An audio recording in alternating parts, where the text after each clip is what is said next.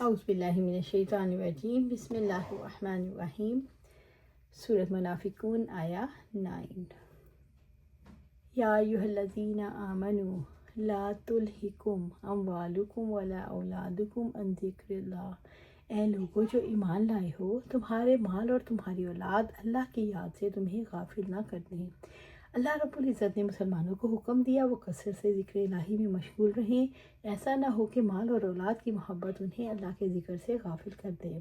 اللہ تعالیٰ کے ذکر میں بے شمار بھلائیاں ہیں، ان بھلائیوں سے اولاد کی محبت اور ان پر شفقت آڑے آتی ہے۔ اولاد اور مال کی محبت انسان کی جبلت میں ہے، اسی وجہ سے انسان اللہ تعالیٰ کی محبت پر مال اور اولاد کو ترجیح دے بیٹھتا ہے۔ مَن یفعل ذَلِکَ، اور جو لوگ ایسا کریں گے، جس کو بھی مال اور اولاد اللہ تعالیٰ کے ذکر سے غافل کریں گے، فَأُولَٰئِکَ هُمُ الْخَاسِرُونَ، وہی خسارہ اٹھانے والے ہیں، یعنی وہ ہمیشہ رہنے والی نعمتوں سے محروم ہو جانے والے ہیں، کیونکہ انہوں نے ہمیشہ کی زندگی پر فانی زندگی کو ترجیح دی۔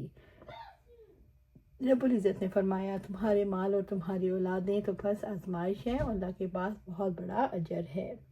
مال اور اولاد کی محبت جب انسان پر غالب آ جاتی ہے تو انسان اللہ کے احکامات اور فرائض سے غافل ہو جاتا ہے۔ منافقین کے تذکرے کے بعد فوراً مال اور اولاد کی محبت کا ذکر اس لیے کیا گیا، یہ محبت جو غفلت میں ڈالتی ہے، اور مال اور اولاد کی محبت کی وجہ سے ذمہ داریوں سے غافل ہو جانا، یہ منافقانہ کردار ہے جو خسارے تک پہنچانے والا ہے۔ مومن اپنی اولاد کو رب کی رضا کی خاطر جان دینے کے لیے تیار کرتا ہے۔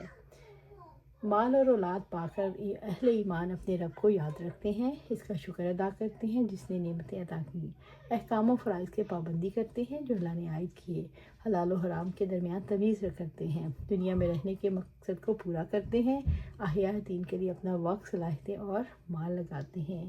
رب العزت نے فیصلہ کر رکھا ہے مال اور اولاد کی وجہ سے غفلت میں پڑنے والے خسارے میں رہیں گے۔ سورۃ المنافقون آیا 10۔ وَأَنفِقُوا مِمَّا رَزَقْنَاكُم مِّن قَبْلِ أَن يَأْتِيَ أَحَدَكُمُ الْمَوْتُ، اور خرچ کرو اس میں سے جو ہم نے تمہیں دیا، اس سے پہلے کہ تم میں سے کسی کو موت آ جائے۔ اللہ تعالیٰ نے اپنے راستے میں خرچ کرنے کی ترغیب دلائی، اس سے پہلے کہ موت آ جائے اور مہلت ختم ہو جائے اور بے بسی اور ندامت کام نہ آئے کہ خرچ کر ڈالو۔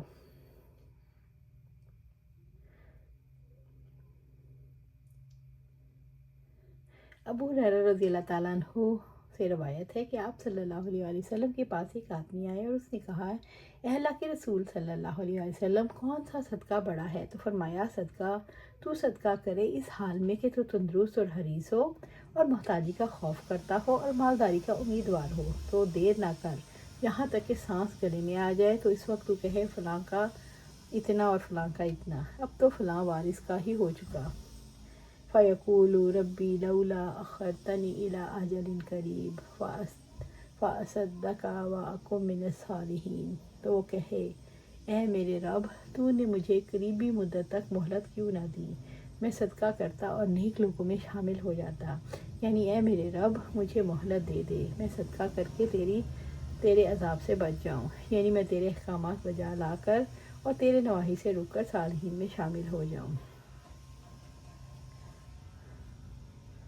اللہ تعالیٰ نے فرمایا، خرچ کرو اس میں سے جو ہم نے تمہیں رزق عطا کیا، یعنی رزق پر تمہارا اختیار تھا، جس نے یہ رزق تم کو پہنچایا، تم اس سے خرچ کرو اس سے پہلے کہ تمہیں موت آ جائے۔ اللہ تعالیٰ کے راستے میں خرچ کر لو، پھر مہلت مانگو گے، سب کچھ لوٹا دینا چاہو گے تو موقع نہیں ملے گا۔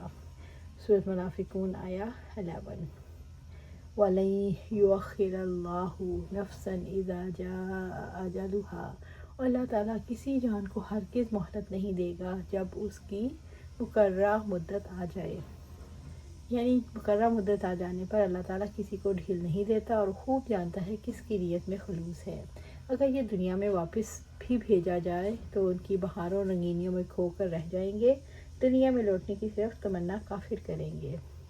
ہر قوم کے لیے ایک مدت مقرر ہے، پھر ان کی مدت آ جائے گی، نہ ایک گھڑی پیچھے ہٹ سکے گی اور نہ آگے۔ واللہ خبیر بما تعملون، اللہ تعالیٰ اس سے پوری طرح باخبر ہے جو تم عمل کرتے ہو۔ رب العزت نے مومنوں کو اپنے اعمال کی اصلاح کی ترغیب دلائی تاکہ آخرت کے لیے زیادہ راہ لے لیں۔ اللہ تعالیٰ ہر انسان کے اچھے برے اعمال سے باخبر ہے۔ اللہ تعالیٰ کی سنت و طریقے میں کبھی تبدیلی نہیں آتی۔ اللہ نے جو مقررہ وقت کر رکھا ہے وہ نہ آگے پیچھے ہو سکتا ہے۔ اللہ نے مقررہ وقت اس سے اپنے خبیر ہونے کا شعور دلایا۔ اللہ نے مہلت نہ دینے سے اپنے خبیر ہونے کا شعور دلایا۔ اللہ تعالیٰ نے اعمال کے بارے میں خبیر ہونے کا شعور اس لیے دلایا انسان اپنے اعمال کی فکر کر لے۔ اللہ سبحانہ تعالیٰ سے دعا ہے ہمیں قرآن و سنت پر عمل کرنے کی توفیق دے، اس پر جما دے اور جنت الفردوس کے اعلیٰ مقام پر اپنے پاس گھر عطا فرمائے۔ آمین یا رب العالمین۔